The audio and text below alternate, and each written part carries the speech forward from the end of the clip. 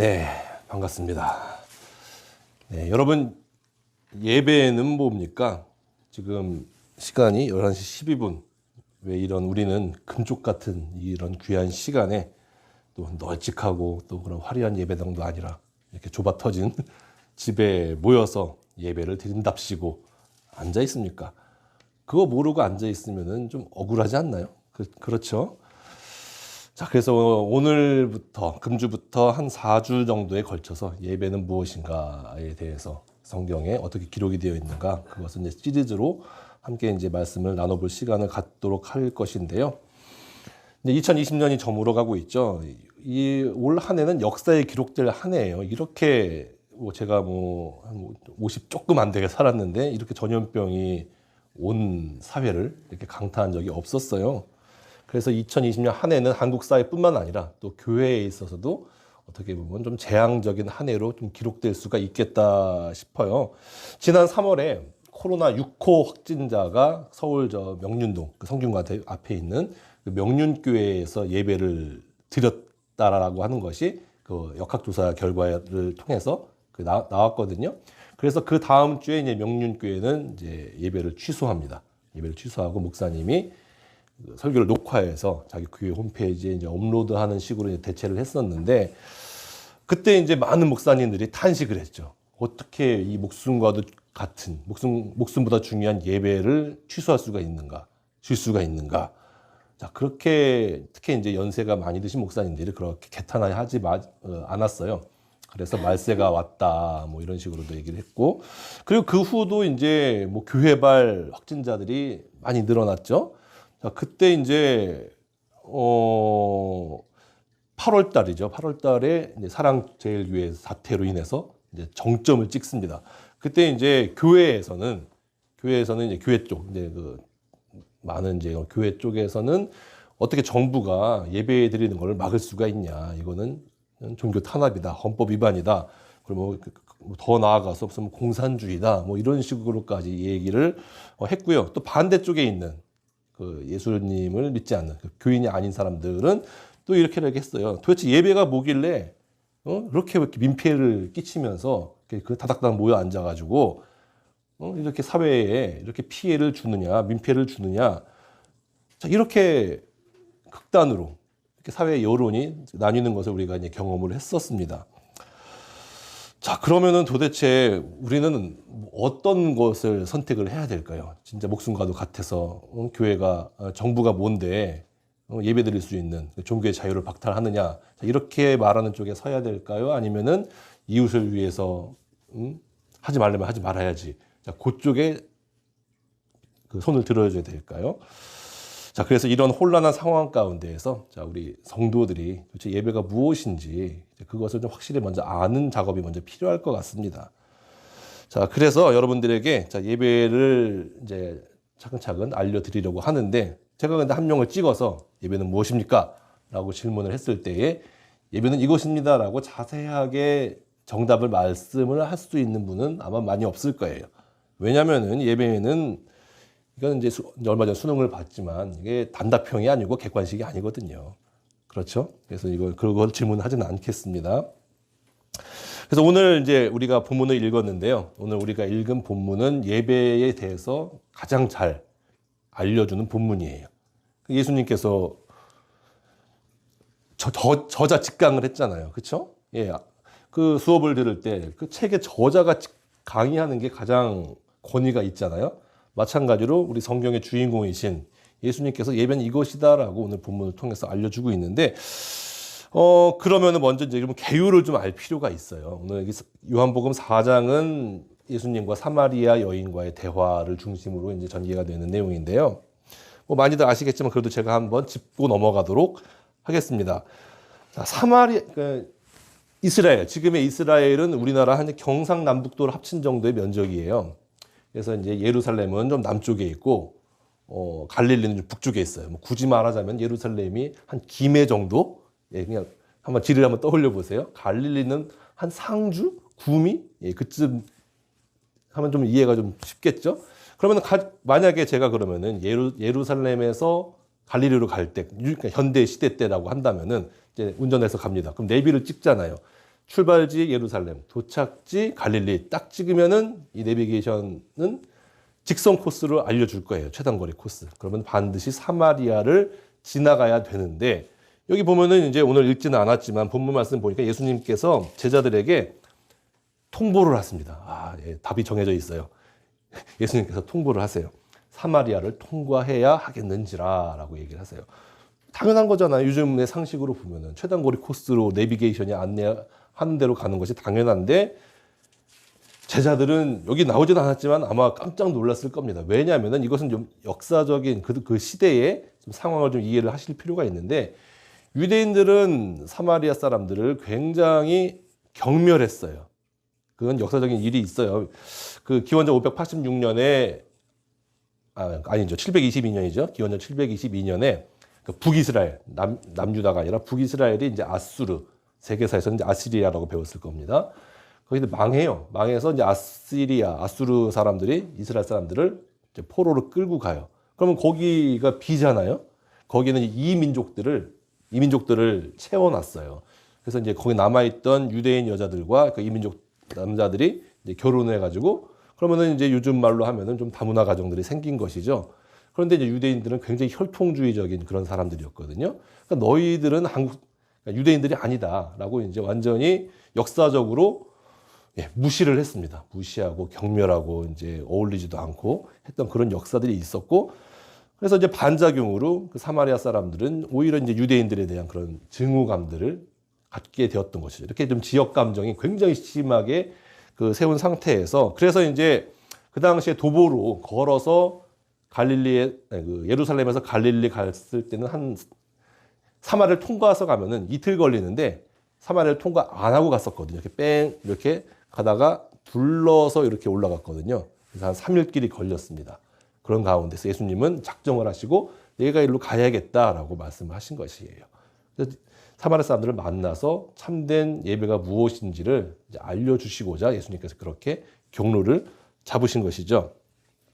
그래서 이제 사마리아 여인과 예수님이 만납니다. 물론 이제 1장부터 11절, 12절까지 또 할 말씀이 많지만 오늘 드리고자 하는 주제에서 벗어나기 때문에 이 부분은 좀 건너뛰도록 하겠습니다. 그래서 예수님을 만났어요. 이제 사마리아 여인이 물을 길러, 지금은 뭐 쿠팡에서 시키면은 생수가 바로바로 배달이 되지만 그때는 그런 것이 없었기 때문에 물을 길러 우물가에 갔었는데 그때 예수님께서 제자들은 먹을 것을 구하러 마을로 들어갔었고 예수님 혼자 계셨던 그런 상황이에요.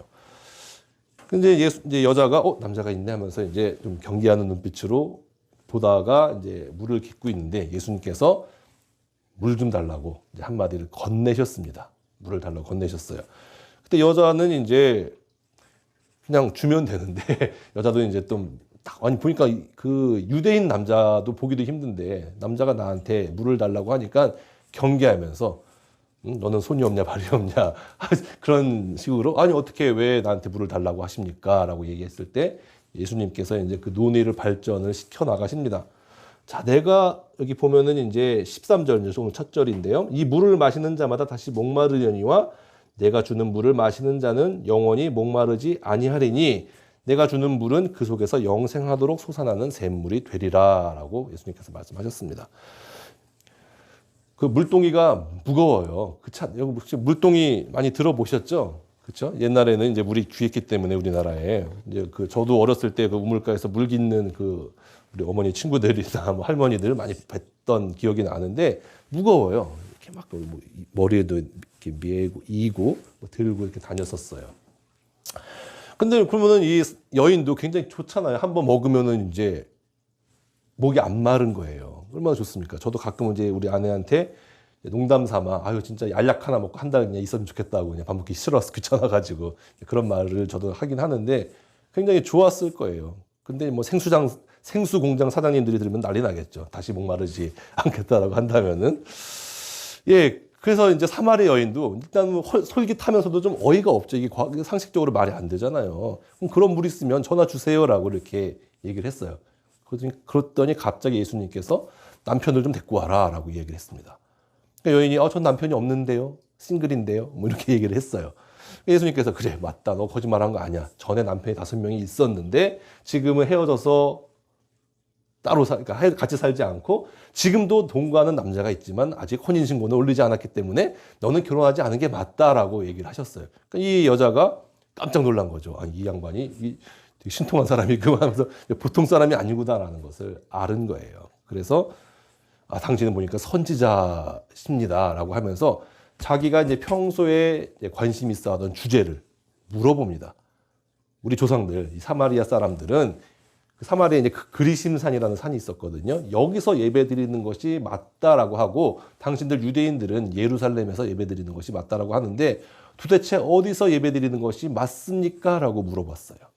그러니까 이거는 이제 이 여인이 종교적으로 관심이 많아서 하는 것이 아니라 그 당시 그 커먼 센스예요. 가장 관심이 있던 주제들을 마침 물어본 거예요. 아, 이분이 좀 신통력 있는 사람 같이 보이니까 물어본 겁니다. 그러니까 마치 그냥 우리나라에서 자, 탕수육은 부어 먹어야 되느냐, 찍어 먹어야 되느냐, 이런 것이 지금 논란이 있는 것처럼 그 사회에서 중요한 것들, 가장 그 논란이 됐던 그 문제를 물어본 것이죠. 그때 예수님께서 이렇게 말씀을 하셨습니다. 21절에 보니까 이렇게 말씀하셨어요. 예수께서 이르시되 여자여 내 말을 믿으라. 이 산에서도 말고 예루살렘에서도 말고 너희가 아버지께 예배할 때가 이르리라. 자, 여기도 아니고 사실 이제 여기도 아니다. 이제 앞으로 그럴 때가 왔다. 그런데 지금까지는 사실 너희보다는 유대인들이 맞다라고 얘기를 하셨어요. 너희는 알지 못하는 것을 예비하고 우리, 여기 예수님께서 우리라 그랬는데 이건 유대인들을 지칭하는 말이거든요. 우리는 아는 것을 예비한다. 이는 구원이 유대인에게 남이니라. 그것은 뭐냐면은 성경 전체에 걸쳐서 메시아에 대한 예언을 쭉 했잖아요. 그렇죠? 창세기부터 그 말라기까지 구약 성경 전반에 걸쳐서 이 이새의 뿌리에서는 오늘 교동문에서 우리 읽었잖아요. 이새의 뿌리 다윗 왕가의 그 혈통을 통해서 예수 그리스도가 태어났다라는 것을 예수님께서 말씀해 주신 거예요. 그래서 지금까지는 정통성이 유대인들에게 있었는데 그렇지만 이제 앞으로는 여기도 아니고 거기도 아니고 전혀 새로운 형식의 또 새로운 내용의 예배를 드릴 때가 올 것인데 그때가 바로 이때다라고 예수님께서 말씀을 하셨던 겁니다. 그래서 예수님께서 이제 어떻게 예배에 대해서 이제 정의를 하시는데요. 23절 말씀 제가 읽어드릴게요. 아버지께 참되게 예배하는 자들은 영과 진리로 예배할 때가 오나니 곧 이때라. 아버지께서는 자기에게 이렇게 예배하는 자들을 찾으시느니라. 24절도 하나님은 영이시니 예배하는 자가 영과 진리로 예배할지니라 라고 이야기를 하셨습니다. 네, 그래서 예수님께서 영과 진리로 예배드리는 것이 이제 참된 예배가 된다라고 말씀을 하신 겁니다. 예, 예수님께서 답을 해주셨어요. 근데 영이 뭐고 진리는 뭡니까? 영은 뭐고 또 진리는 뭐예요? 여기에 대해서는 많은 신학자들과 또 많은 주석책들에서 다양한 해석이 있어요. 진짜로요. 정말 많은 해석이 있어요. 제가 최근에 본 가장 참신한 해석은 뭐였냐면은 이 사마리아 사람들은 이런 예배에 대한 열정, 하나님을 찾으려고 하는 그런 열정들이 있었다라고 얘기를 했어요. 그래서 영은 그 열심을 말하는 것이고, 근데 이제 이 사마리아 사람들은 정통성이 없었잖아요. 그래서 진리는 말씀대로 예배드리는 것이 진리다. 그래서 그 열심과 그 이 올바른 형식을 가지고 예배드리는 것이 참된 예배다라고 말하는, 그리고 그 책으로 이제 책 한 권을 썼어요. 이 논리를 발전시켜 가지고. 예, 좀 참 뭐 그럴듯한 해석이긴 하지만 예, 그거는 전혀 성경의 근거가 되지 않는 그 사람만의 좀 해석이에요. 좀 핀트가 좀 상당히 어긋났습니다. 그럼 여기서 그러면 다 영하고 진리가 뭔지 그럼 요거를 한번 볼게요. 자, 하나님은 영이시니 24절 말씀에 너 예배하는 자가 영과 진리로 예배할지니라고 말씀을 드렸습니다. 도대체 영이 뭡니까? 이 헬라어 원어로 말하면 이제 영은 이제 푸뉴마라고 하고요. 뭐 영어 성경 간단하게 쉽게 말하면은 in the Holy Spirit이라 그래요. 홀리 스피릿이 뭡니까? 성령이잖아요. 성령입니다. 자, 이 성령은 뭐냐면은 형체 바람과 같아요. 그렇죠? 그래서 구약 성경에서 성령과 바람은 같은 단어로 쓰였습니다. 루아흐라고. 바람과 같이 형체도 없고 어디서 와서 어디로 가는지도 몰라요. 그러니까 성령이 물론 이제 이말 같은 사람들은 자기가 성령이라고 얘기를 하는데 뭐 그거는 뭐 논외로 치고요. 자, 근데 형체도 없고 어디서 와서 어디로 갔는지도 모르는데 확실히 있어요. 그렇죠? 그런데 단순히 존재하는 것뿐 아니라 그 실체, 그 성령이라는 존재가 세상을 창조하고 세상을 움직입니다. 그 참된 실체죠, 성령이요. 그렇죠? 그러므로 영으로 예배한다라고 하는 것은 성령으로 예배하는 것을 뜻하는 겁니다. 그렇죠? 그럼 일단 첫 번째 궁금증이 해결됐어요. 영으로 예배한다는 것은 성령으로 예배하는 것이다. 그런데 또 하나의 의문이 생기죠. 그럼 성령으로 예배한다는 것은 또 뭡니까? 뭐 방언을 막 하고, 그리고 뭐 종교적인 황홀경 속에 빠져서 그렇게 막 예배하는 것이 성령으로 예배하는 걸까요? 그렇게 생각하는 사람들이 많이 있어요. 지금 우리는 개역개정 성경을 이제 우리가 주요 메인 텍스트로 쓰고 있는데, 2005년 이전에 이제 우리가 교회에서, 대부분의 교회에서 사용하던 성경은 이제 개역 한글, 또 그 이전에 가면은 기억하시죠? 여기 겉표지 이제 빨갛게 돼 있어가지고 여기 이제 세로 글씨로 이제 딱딱딱 돼 있던 개역 성경이라고 하는데, 거기는 이제 뭐라고 이제 번역이 돼 이 구절이 번역이 돼 있었냐면은 신령과 진정이래요. 그러니까 더 사람들을 좀 모호하게 만들었어요. 번역이 조금 모호했어요. 신령이면 뭐 우리가 산신령 떠올리잖아요. 산신령, 그렇죠? 그리고 진정이면은 왜 그런 산신령이나 뭐 선왕신한테 이제 이렇게 비 나옵니다 할 때는 막 정한수 떠놓고 새벽 4시에 가가지고 막 그 추워 죽겠는데 막 한겨울에도 찬물로 목욕제기 하고 그렇게 지성을 다해서 예배를 드려야 내 기도가 들어진다라는 그런 전통이, 종교적인 전통이 우리나라에 있었어요. 근데 신령과 진정이라고 그렇게 번역을 해버리니까, 우리가 예배를 드릴 때는 진짜 물론 방언 같은 거, 신령한 말을 하고, 진짜 이거 내 정성을, 드려져야 하나님께서 그 정성에 탐복하셔가지고, 내가 원하는 것들을 들어주실 거야라는 그런 좀 미신적인 신앙들로 빠질 수 있는 위험이 있었습니다. 아니에요. 아닙니다. 영과 분명히 오늘 그 성령은 홀리 스피릿이고요. 성령으로 예배한다는 것은 그런 종교적인 황홀감 속에 빠지는 것이 아니라, 실체는 없지만 우리가 성령이 무엇인지 정확하게 인식할 수 있는 그 방법은 하나 제시가 돼 있어요. 성경에. 갈라디아서 5장 16절 이하에 나옵니다. 이건 찾지 마시고 제가 한번 읽어드릴게요. 갈라디아서 5장 16절 17절에 이런 말씀이 나옵니다. 내가 이르노니 너희는 성령을 따라 행하라. 그리하면 육체의 욕심을 이루지 아니하리라. 육체의 소욕은 성령을 거스르고 성령은 육체를 거스르나니 이 둘이 서로 대적함으로 너희가 원하는 것을 하지 못하게 하려 함이니라. 세번역 성경 갈라디아 6장 8절은 이렇게 써 있습니다. 육체를 위하여 심는 것은 육체로 썩을 것을 거두고 성령을 위하여 심는 것은 성령으로부터 영생을 거둡니다. 라고 나와 있어요. 그러니까 신약 성경에서 사도 바울이 너희는 성령을 따라 행해라 라고 나와 있어요. 그러면 너희가 육체의 욕심을 이루지 아니할 것이다 라고 합니다. 그러면 성령을 따라 행하면 어떤 결과가 나옵니까? 유명한, 여러분들이 누구나 한 번 이상은 들어보았을 성령의 9가지 열매가 맺힙니다. 오직 성령의 열매는 사랑과 희락과 화평과 오래 참음과 자비와 양성과 충성과 온유와 절제니 이 같은 것을 금지할 법이 없느니라. 방언은 못할 수 있어요. 예언은 못할 수 있어요. 그건 은사이기 때문에. 근데 내가 성령을 따라 행하면은 금지할 법이 없대요. 내 마음에서 희락, 화평, 오래 참음, 자비, 양선, 충성, 온유, 절제, 이것이 사람과의 관계 가운데서 나오는 것은 막을 수가 없대요. 이거는 100%입니다. 에브리바디예요. 그래서 내 삶에 이러한 성령의 9가지 열매가 맺힌다고 한다면은 나는 성령으로 행하고 있는 증거가 되는 겁니다. 이게 영으로 예배 드리는 거예요. 이게요. 예배는요, 높은 고딕 양식으로 지어진 웅장한 예배당에 들어가서 이 햇살이 이렇게 비치고 있는데 성당 같은 데 가면 이제 스테인드 글라스가 돼 있잖아요. 뭐 하나님이 임재하는 것 같아요. 딱 그것만 봐도 막 종교적인 고향감이 막 생기고 딱 웅장한 파이프 오르간 딱 쫙 깔리면 나도 모르게 막 천상에 막 내가 막 3층천에 올라간 것 같은 막 그런 느낌을 가질 수가 있고, 그리고 설교 듣고 또 목사님의 설교 듣고 축도까지 하면은 내가 오늘 예배 잘 드렸구나, 구원받았구나 라는 생각을 가질 수가 있어요. 그런데 예배는 이런 일련의 종교적인 행위가 아니에요. 내가 아무리 그런 종교적인 높은 고향감 속에서 주일 예배를 충실하게 드렸다 하더라도 월요일부터 토요일까지 내가 직장에서 상사인데 막 하급자들 괴롭히고 갑질하고 아이디어 뺏어가지고 자기가 기회가 놀리고 편의점 가가지고 막 진상 부리고 반말 찍찍하고 편의점 알바한테 층간소음 내면서 막 그냥 하고 그렇게 이기적으로 살다가 주일날 그 1시간 동안만 그렇게 높은 종교적인 고향감에 빠지면은 자, 그게 예배인가요? 그게 예배 아니죠.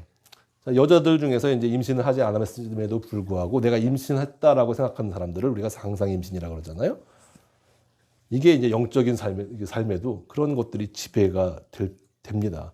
평소에 나의 삶에 아무런 변화가 없고 내가 하나님 말씀대로 살지도 않는데 난 구원받았다라고 생각하는 것은 일종의 상상 구원이에요. 제가 요거에 대해서는 제가 나중에 또 이제 좀 시간을 할애해서 말씀드릴 기회가 있을 겁니다. 그래서 예배는 가장 이제 예배의 본질은 뭐냐면은 공적인 일정한 시간과 일정한 장소에서 드려지는 그런 예배가 아니라 예배의 본질은 우리의 삶 자체가 예배라는 뜻이에요. 이 영과 진리로 예배드린다라고 하는 말은. 자, 그러면요. 진리로 예배드리는 건 뭘까요? 영으로 예배드리는 것은 우리가 좀 이제 알게 되었습니다. 진리로 예배드리는 것은 뭘까요? 사실 그건 같은 말이에요. 자, 우리의 과라는 조사는요. 다른 대상을 나열하는 역할을 하기도 하지만 같은 것을 말하기도 하거든요. 예를 들어서 꿈과 희망. 꿈하고 희망은 다른 말이잖아요. 그렇죠? 근데 우리가 이 문맥에서 쓰여질 때는 꿈과 희망은 같은 말이에요. 그러니까 같은 단어를 이렇게 반복함으로써 나열함으로써 비슷한 단어를 나열함으로써 그 말하고자 하는 것을 강조하는 그런 그 수서법이잖아요. 그러니까 마찬가지입니다. 영과 진리라는 것도 사실은 다른 것을 얘기하는 것이 아니라 같은 말이에요. 자, 성령을 진리의 영이라고 예수님께서 말씀을 하셨어요. 내가 이제 하늘에 올라간 다음에 이제 보혜사 성령이 오시는데 그는 진리의 영이다라고 말씀하세요. 이 성령, 홀리 스피릿을 예수님께서는 진리의 영이다라고 말씀하셨고요. 예수님도 스스로 자신은 이렇게 설명을 하셨습니다. 나는 길이요 진리요 생명이다라고 말씀하셨어요. 하나님은 말해 무엇하겠습니까? 하나님은 모세에게 그 불타는 떨기나무 가운데에서 나타나셨을 때 나는 여호와다. 스스로 있는 자다. I am who I am 이라고 얘기를 하셨어요. 하나님 말고는 이런 말을 하실 분이 없죠. 난 원래 있어. 나는 누가에게 창조된 존재가 아니야. 원래 있는 자야, 스스로 있는 자야 라고 얘기를 하셨어요. 제 신학교 다닐 때 구약 교수님이 이제 이런 말씀을 하셨어요. 진리가 뭐냐면은 진리는 세상에서 가장 힘센 사람이 말하는 게 진리다 라고 얘기를 하셨어요. 그렇죠? 지금은 이제 이 시대가 아무래도 이제 자본주의 시대다 보니까 돈 많은 사람들이 하는 말이 진리다라고 사람들이 생각을 하고 있는데, 근데 궁극적으로 생각을 하다 보면은 이 전 우주에서 누가 제일 힘이 셉니까? 하나님이죠. 하나님 창조주신데요. 하나님의 말씀이 곧 진리다라고 이제 그렇게 얘기를 하셨는데, 저는 그 말씀에 100% 동의를 합니다. 사람은요, 성경을 통해서 계시된 삼위일체 하나님만 인식할 수가 있어요. 하나님은 신비로운 분이세요. 그러니까 우리는 하나님께서 가르쳐 주신 대로만 알아요. 사람이 하나님을 설명할 수 있는 것 자체가 되게 교만한 거예요. 그래서 예배는 지금 우리가 지금 여기 자리에 지금 6명이군요. 앉아 있는데, 자, 사람의 숫자가 중요한 게 아니라 이 사이에 하나님의 영께서 지금 교통을 하고 계시면서 하나님께서 받으실 만한 예배로 만들어 가시고 있거든요. 근데 그 과정을 우리는 알 수가 없지요. 그래서 우리는 그 높으시고 신비로운 하나님 앞에 예배를 드리는 것이고, 그 예배의 주인공, 중심은 당연히 하나님, 삼위일체 하나님이 되어야 한다라고 하는 것입니다. 그래서 영으로 예배드리는 것, 그리고 진리로 예배드린다라고 하는 것은 성경대로. 성경은 뭡니까? 하나님의 말씀이죠. 하나님 말씀에는 뭐가 있습니까?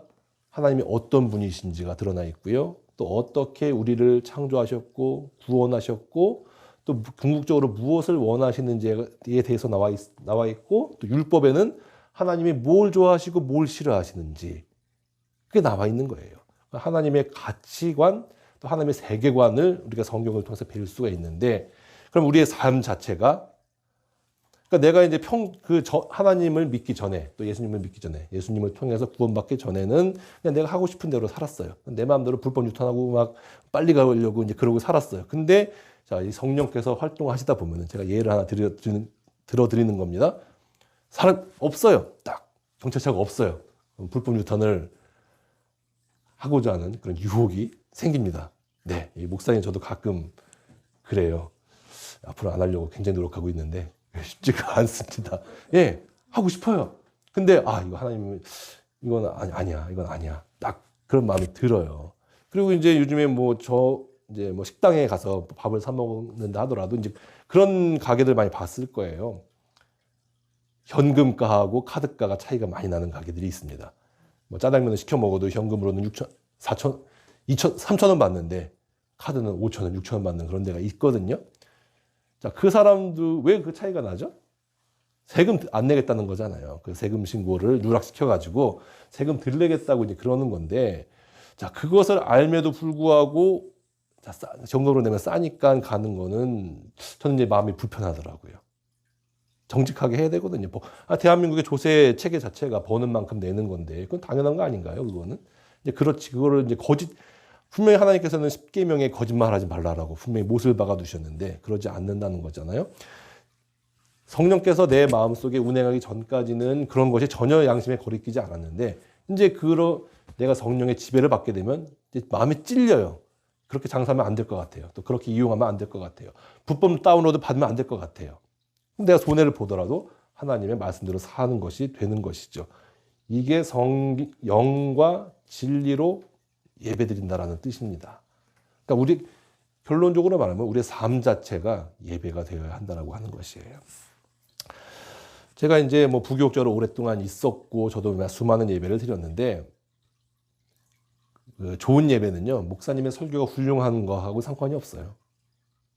내가 월요일부터 토요일까지 하나님의 말씀대로 열심히 살려고 발버둥 치며 노력하면은 그냥 뭐 우리 교회 지금 이제 우리 굿뉴 스페이스 교회 같은 경우에는 사도신경을 좀 후회하지만 보통 대부분의 교회들은 앞에 하거든요. 처음에 사도신경만 딱 해도 막 눈물이 막 나요. 하늘에 계신 우리 아버지요, 아버지 이름으로 기억하시오. 아버지의 나라. 너무 감동되고 감격하니까 목사님이 설교를 뭐 말을 이상하게 하시고 뭐 말도 안 되는 말을 하셔도 예배 받으세요. 그 사람의 예배를 받으신다고요. 내가 일주일 동안 어떻게 살았는가에 따라서. 이게 제일 중요하다라고 하는 말입니다. 오늘 예수님의 말씀은 그것이에요. 그런데 그래서 굳이 예수님께서 이 말씀하신 이유는 뭐냐면은, 그런데 사람은 하나님의 말씀대로 못 삽니다. 못 살아요. 유일하게 하나님의 말씀대로 살 수 있는 방법이 있어요. 죽었다 살아나는 겁니다. 이 죄덩어리로 내가 지금 죄인인 것을 인정하고, 또 하나님께서 이 죄인을 구원하시려고 자기의 하나밖에 없는 독생자 예수 그리스도를 이 땅 가운데 보내시고 십자가에 달려 죽게 하셔서 모든 사람의 죄값을 대신 치르게 하시고, 그 사실을, 그 이름을 믿는 자들에게 하나님의 자녀가 되는 권세를 주셨어요. 이거를 믿는 사람에게는 하나님께서 홀리 스피릿을 주십니다. 성령을 주세요. 내 힘과 내 능으로는 하나님의 법을 지킬 수가 없었어요. 그런데 성령께서 내 마음 가운데 내 영혼 깊은 곳까지 임재하실 때에 나는 비로소 하나님의 말씀을 따르고 지키고 하나님의 통치를 받을 수 있게 살게 됩니다. 이게 복음이에요.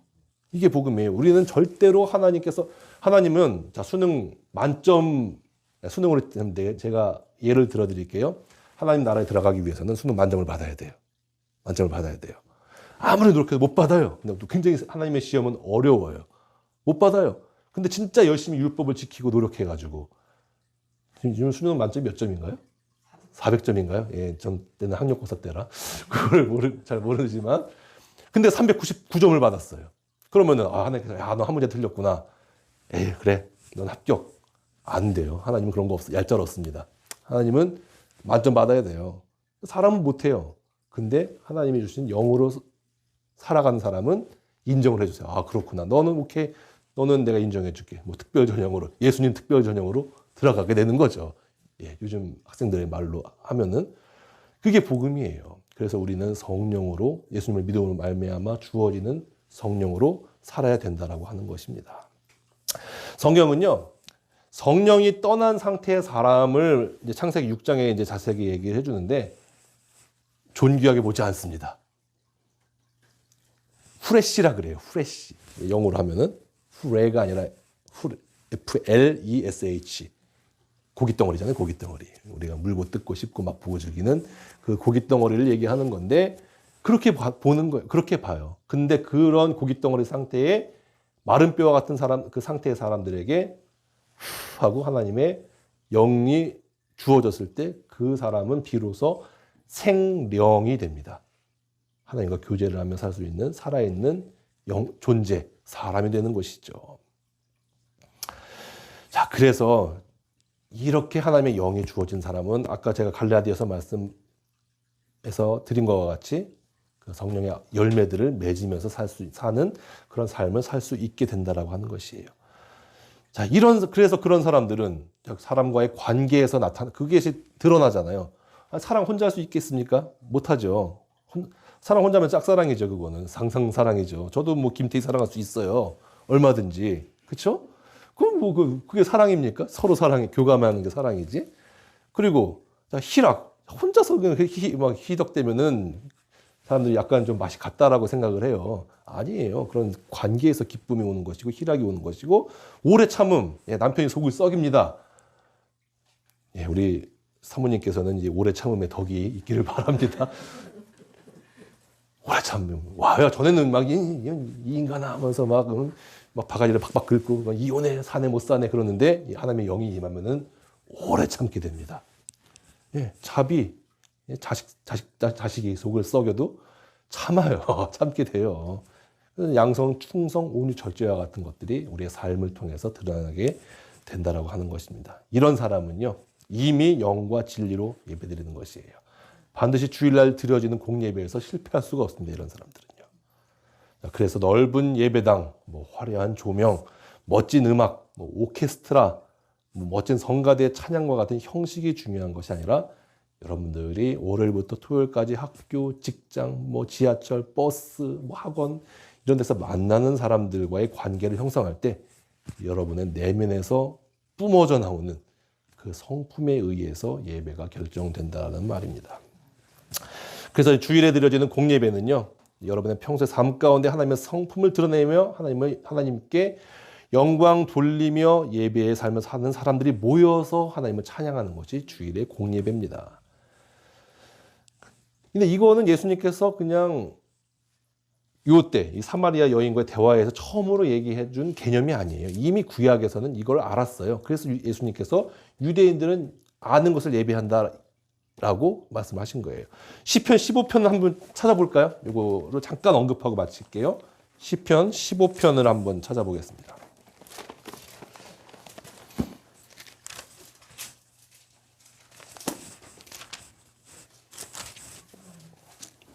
시편 15편 제가 한번 읽겠습니다. 제가 읽어드릴게요. 여호와여, 주의 장막에 머무를 자 누구오며 주의 성산에 사는 자 누구오니이까?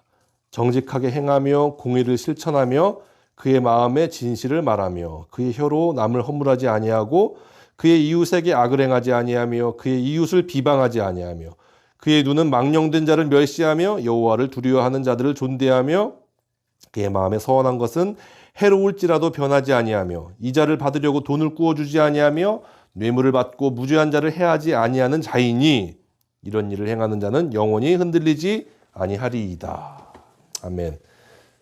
너무 명백하지 않나요? 여기서 이제 주의 장막에 머무를 자, 주의 성산에 사는 자, 예배자예요, 예배자. 주의 장막은 이제 이스라엘의 성막을 얘기하는 거거든요. 출애굽 시대 때 만들어진.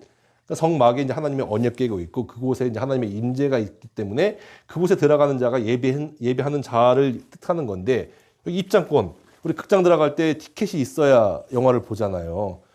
그래서 그 예배를 드릴 수 있는 자의 티켓을 얘기를 하고 있는 거예요. 그럼 그 티켓이 얼마 돈 주고 사는 그것이 아니라 정직하게 행하고 평소의 삶 가운데 정직하게 행하고 공의를 실천하고 진실을 말하고 혀로 남을 허물하지 않고 이웃에게 악을 행하지 않고 비방하지 않고 여호와를 두려워하는 자들을 존대하고 이자를 받으려고 돈을 꾸어주지 아니하며 뇌물 받지 않는, 이거는 이제 이 도덕적인 삶을 얘기하고 있는 것이거든요. 하나님의 말씀에 근거한 도덕적인 삶, 윤리적인 삶을 얘기하는 거예요.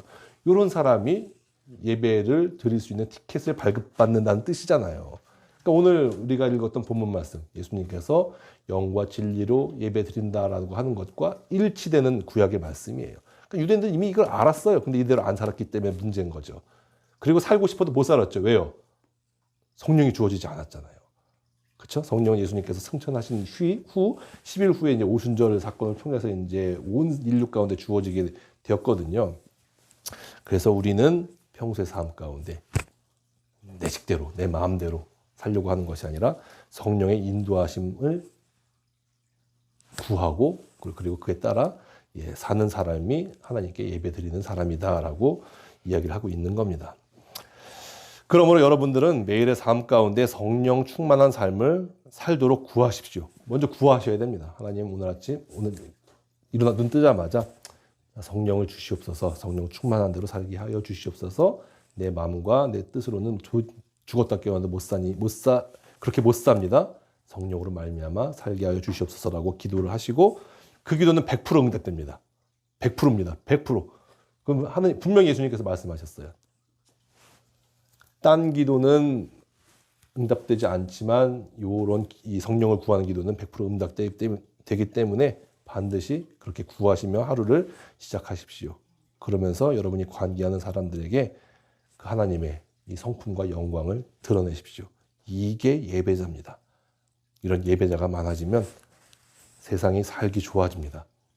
그래서 여러분 한 사람 한 사람이 민폐덩어리 교회가 아니라 세상의 빛과 소금이 되는 그런 교회가 되기를 바랍니다.